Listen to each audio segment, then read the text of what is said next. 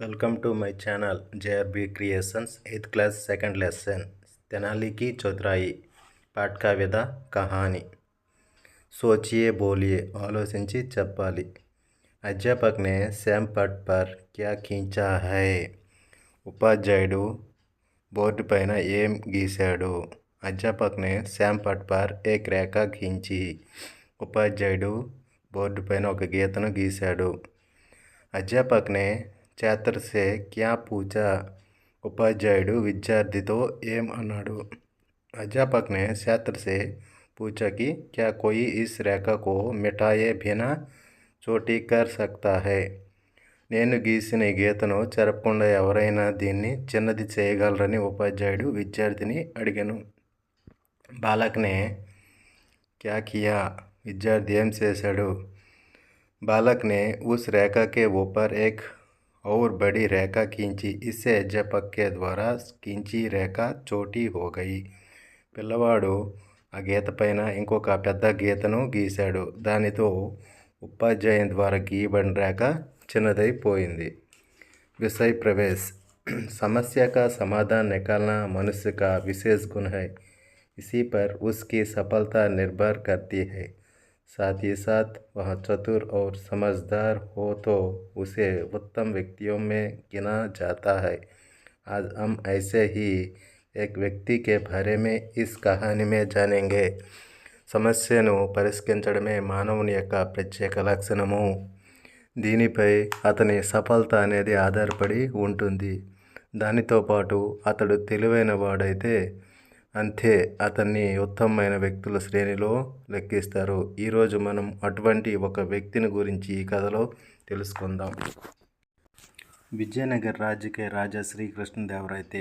उनकी सभा का नाम भुवन विजयम था उनकी सभा में अष्टदिग्गज नामक 8 कवि रहते थे उनमें से तेनालीराम बहुत ज्ञानी और चतुर व्यक्ति थे अपनी होशियारी से हर समस्या का हल निकाल लेते थे इसलिए उन्हें विकट कवि भी कहते थे విజయనగర రాజ్యానికి చెందినటువంటి కవి శ్రీకృష్ణదేవరాయలు అతని యొక్క సభ పేరు భువన విజయము అతని సభలో 8 మంది అష్టదిగ్గజాలనే కవులు ఉండేవారు వారిలో తెనాలీరామ్ బహుతు జ్ఞాని మరియు చతుర్ క్లెవర్ అయినటువంటి వ్యక్తి ఏదైనా ఒక సమస్యను తన యొక్క తెలివితేటలతో వెంటనే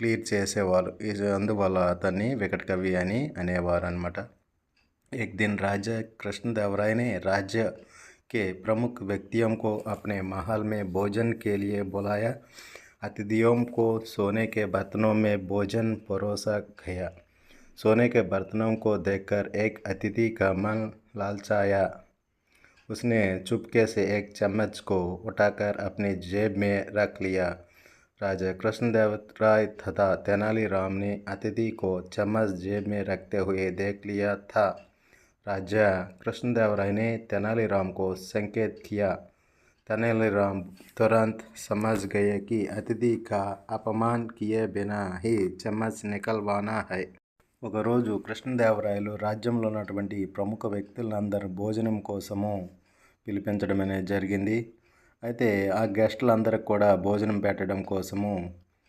బంగారము ప్లేట్లు ఏర్పాటు చేయడం అనేది జరిగిందనమాట అయితే అందులో ఒక అతిథి గెస్ట్ ఏం చేశాడంటే ఒక బంగారము చెంచాను తీసుకొని తన పాకెట్లో పెట్టుకోవడం అనేది జరిగింది అయితే ఆ విషయాన్ని శ్రీకృష్ణదేవరాయలు మరియు తెనాలీరామ్ ఇద్దరు కూడా చూడడం అనేది జరిగింది శ్రీకృష్ణదేవరాయలు వెంటనే తన యొక్క మంత్రి అయినటువంటి తెనాలీరామ్కి సైక్ చేయడం అనేది చేశాడనమాట అలాగే తెనాలీరాము అర్థం చేసుకున్నాడనమాట అతిథికి అవమానం చేయకుండా ఈ స్పూన్ ఎలాగైనా తీయాలని అనుకున్నాడు जब सब लोगों ने भोजन कर लिया तो तेनालीराम अपने स्थान पर खड़े होकर बोले सज्जनों अब आप सबके मनोरंजन के लिए मैं एक जादू का खेल दिखाऊंगा देखिए मैं यहाँ सोने का चम्मच अपनी जेब में रखूंगा और आप लोगों में से किसी एक आदमी की जेब में निकालूंगा అయితే అందరు భోజనాలు అయిన తర్వాత తెనాలీరాము తన ప్లేస్లో నిల్చొని ఇలా అన్నాడు, సజ్జనం, ఇప్పుడు మీ అందరి కోసం మనోరంజన్ ఎంటర్టైన్మెంట్ కోసము నేను ఒక జాదు మ్యాజిక్ ఆట అనేది ఆడడం అనేది చేస్తానన్నమాట. దేకియే చూడండి. అయితే ఇక్కడ ఉన్నటువంటి చెమ్మచ్ నా పాకెట్లో పెడతాను, అది మరి ఎవరి పాకెట్లో నుండైనా తీస్తాననేసి అనడం అనేది జరుగుతుంది. తెనాలి రామ్ ने चम्मच अपनी जेब में रख ली, फिर उन्होंने आंखें बंद की और कोई मंत्र पढ़ने का बहाना बनाया. थोड़ी देर बाद उन्होंने अपनी आंखें खोली और कहा, अब चम्मच मेरी जेब में से किसी और की जेब में चला गया है, देखते हैं कि किसकी जेब में है. इतना कहकर तेनालीराम बारी बारी से हर अतिथि के पास जाते और मन मंत्र पढ़ने का बहाना बनाते. తెనాలిరాము తన యొక్క పాకెట్లో స్పూన్ అనేది పెట్టడం అనేది జరిగింది. మరియు అతను ఏం చేశాడంటే తన యొక్క కళ్ళు మూసుకొని ఏదో ఒక మంత్రము తన మనసులో చదవడం అనేది చేసినట్టు యాక్టింగ్ అనేది చేశాడనమాట. కొంచెం టైం తర్వాత తను కళ్ళు అనేవి తెరవడం అనేది జరుగుతుంది.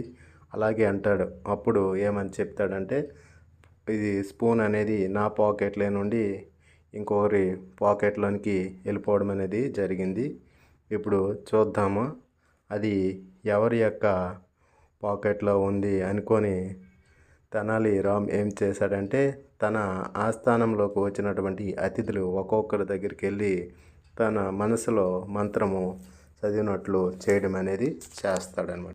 अंत में वे चम्मच छुपाए हुए व्यक्ति के पास जाकर बोले, मित्र, मेरा जादू बता रहा है कि चम्मच आपकी जेब में है, कृपया आप अपनी जेब देखिए. अतिथि के पास बचाने का कोई उपाय न था.